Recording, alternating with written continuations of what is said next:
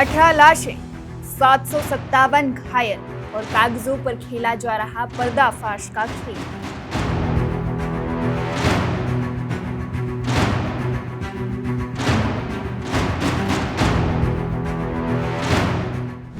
जी हाँ, जिस युद्ध को वॉशिंगटन दूर बैठकर कंट्रोल्ड ऑपरेशन बता रहा था, उस युद्ध ने अब अमेरिकी सेना की रीढ़ तोड़नी शुरू कर दी है। क्या अमेरिका ईरान की महाजंग अब एक ऐसे दलदल में बदल चुकी है जहां से निकलने का रास्ता पेंटागन को भी समझ नहीं आ रहा है? और सबसे बड़ा सवाल, क्या अमेरिकी सैनिकों की मौतों के आंकड़ों के साथ खेल खेला जा रहा है?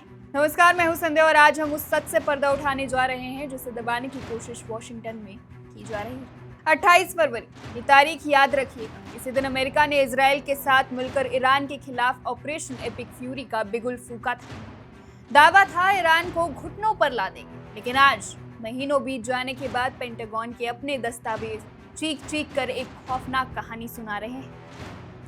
पेंटागन के डिफेंस कैजुअलिटी एनालिसिस सिस्टम यानी DCAS के ताजा आंकड़े आए।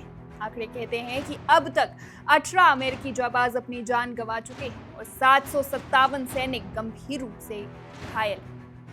लेकिन रुकिए, कहानी में असली ट्विस्ट यहाँ शुरू होता है। जुलाई के महीने में अचानक पेंटागन की वेबसाइट पर एक खेल होता है। मृत सैनिकों का आंकड़ा 18 से घटकर रातों रात 14 हो जाता है। 4 अमेरिकी सैनिक कागजों से गायब। जब दुनिया ने सवाल दागे तो पेंटागन ने पलकें झपकाते हुए कह दिया कि डेटा एंट्री की गलती हो गई। गलती या सच छुपाने की कोशिश? इसके तुरंत बाद पेंटागन ने एक नया पैंतरा चला। 7 जुलाई से हाथाहाथ हुए सैनिकों के लिए ओवरसीज ऑपरेशंस नाम की एक बिल्कुल नई कैटेगरी बना दी।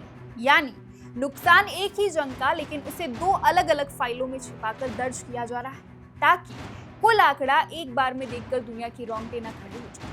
आंकड़े अलग हो सकते हैं, लेकिन उन सैनिकों का बहता खून झूठा नहीं। कुवैत का पोर्ट शुआइबा, जंग की शुरुआत में ही ईरानी मिसाइल ने हमला बोला और अमेरिका के 6 आर्मी रिजर्व सैनिक मौके पर ही ढेर हुए। जॉर्डन का मुवफ्फक साल्ती एयरबेस, जुलाई में ईरानी मिसाइलों और सुसाइड ड्रोन ने ऐसा तांडव मचाया कि 3 और अमेरिकी जाबाज हमेशा के लिए खामोश हो गए। इराक का एरबिल एयरबेस, एक गिरे हुए ईरानी ड्रोन को डिफ्यूज करते वक्त हुआ एक जोरदार धमाका और एक और सैनिक की मौत। और घायलों की संख्या, जुलाई के आखिर में जो आंकड़ा 624 था, 19 अगस्त की रिपोर्ट में उसमें 50 से ज्यादा नए नाम जुड़ गए और आंकड़ा पहुंच गया 757। कई सैनिकों का दिमाग ईरानी धमाकों के सदमे से काम नहीं कर रहा, कोई ट्रॉमेटिक ब्रेन इंजरी से जूझ रहा है तो कोई हमेशा के लिए अपाहिज हो चुका है। जब जुलाई में युद्ध विराम टूटा और जंग दोबारा शुरू हुई तो ट्रंप प्रशासन ने संसद को चिट्ठी लिखकर कह दिया कि ये एक नया संघर्ष है। नया संघर्ष बताकर नए रजिस्टर खोल दिए गए। लेकिन सवाल ये है, क्या रजिस्टर बदलने से माँ बाप के खोए हुए बेटे वापस आ जाएंगे? क्या कैटेगरी बदलने से 757 घायलों का दर्द कम हो जाएगा? पेंटागन खुद कह रहा है कि 18 मौतें और 757 घायल ये आखिरी आंकड़ा नहीं है। जांच चल रही है और ये गिनती अभी और बढ़ेगी। तो क्या अमेरिका ईरान का ये जंग अब एक ऐसे विनाशकारी मोड़ पर आ चुका है जहां वॉशिंगटन अपनी ही बिछाई बिसात पर फिर चुका है? क्या पेंटागन आगे भी आंकड़ों का ये खेल जारी रखेगा या दुनिया के सामने पूरा सच रखेगा? और क्या 757 घायलों के बाद ये जंग महाविनाश की तरफ बढ़ रही?